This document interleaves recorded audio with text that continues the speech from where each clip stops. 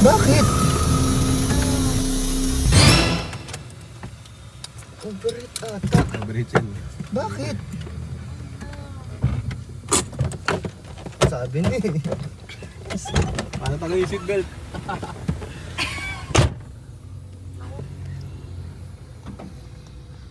Paano tagal yung seatbelt? Gamay ko dong. Seatbelt ko kasi oh. Nataas ko kung overheat. Paano tagal yung seatbelt? Nahugot?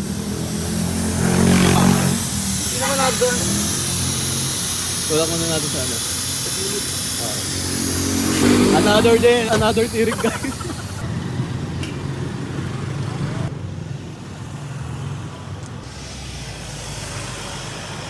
Sa harapan ng pani Kermit. Lagay mo, buksan mo? Check kung ano, baka may nagkahalong tubig ang plus. Hindi, nagsisirculate yan boss.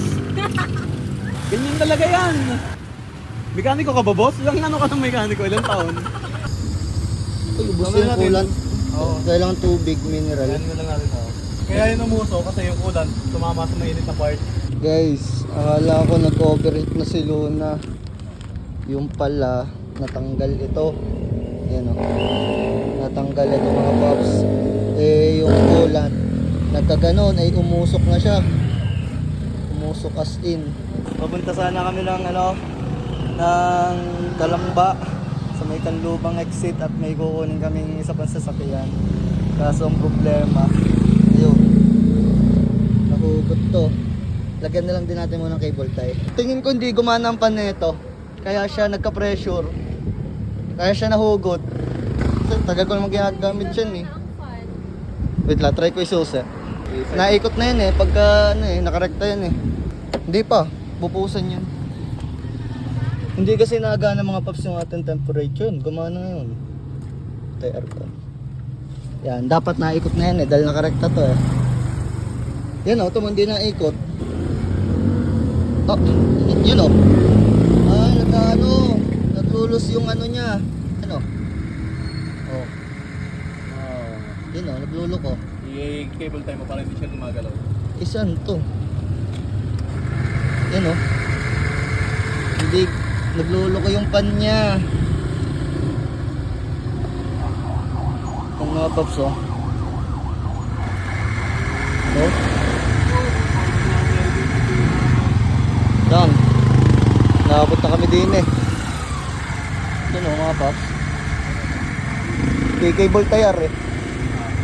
Tay, patayin ko muna susi baka ma-discard ko. Ay, titira niya. Lalagyan ko pa. Ano na, pagkita na yan. Sabi, baka sinirit. Baka mag-circulate. Gas niya. Bastahan, kaso wala nang kalaman-laman. So, lalagyan muna natin bago natin balta ng kulan sa sunod. Mineral naman to guys. Wala tayong dala eh.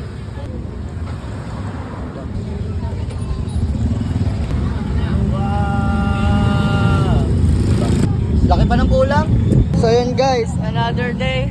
Another sira na naman kay Luna. So yan, hindi gumana yung pan.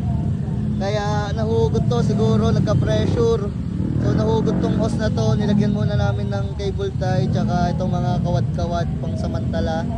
Tapos syempre nung nahugot to, nang sumirit na yung mga coolant niya. And yun, nilalagyan muna namin ng mineral kasi wala kaming baon na ano eh. Hindi gumana ang pan. Pero okay na, okay na. Yan, sira na naman daw si Luna. May nakakita sa atin dito. Pero okay na naman nagawa natin. Ayan.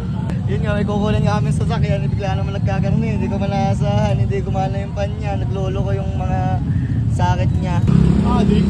Wala ko. Hindi pang bato ng mais. Hindi. Pag nilagay mo yan dyan, kung saglit lang yan, mainit na ulit yan. Uhaw na uhaw guys si Luna. Pero feel ko konti na lang. Wala din malaki doon sa galing. Wala boss, hindi lang gumana yung pan. Tapos nahugot yung hose. Pero okay na, okay na. Pwede mo. Pwede mo. Marunong. Eh, sayang lang. Sabonare. Yes, hindi, lalagyan pare. I-start pa rin yan. Tubig lang din pala mga naman yan. Hindi, kulang talaga to. Kulang tapat. Pang ano lang to? Pang ano, Pang emergency lang, pantanto lang. Ano, kulang pa rin pala. Dahil pala nga nalalaga na. Hindi. Okay na yan. Konti lang. Ah, doon lang sa gitna ng ano yan. Yeah, okay na nga yan. I-start mo natin guys. 180 garage. Ginawa ko na. Panagal na yung ano, yung pan. Kapag na pala dito 180 garage. Kuya, check mo kuya. Panagal na yung pan. Hindi. Wala. Naglulo ko nga ang pan. Yun. So, anong dapat doon?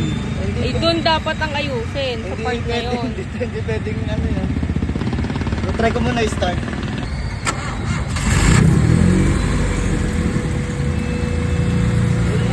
Go. Boss, ganyan talaga yan. So yun mga paps, okay na. Okay na si Luna. Nahugot lang talaga yung hose. Tapos yun, dahil kaya nahugot yung hose ay hindi gumagana yung pan niya. So nagka-pressure siya, nag-iinit. Tapos yun, kaya pumalas yung hose na yun. Then okay na naman, nice natin. Ilagyan natin ng cable tie yung mga socket niya. So yun guys, okay na. Okay na nga. Pero ipang-double check ko din muna sa inyo. Checking. Motor na kaya tayo. Diba? Ihatod na natin sa Ate Christine sa iba. Ah, sige, I think mas okay nga yun. Mas okay yun.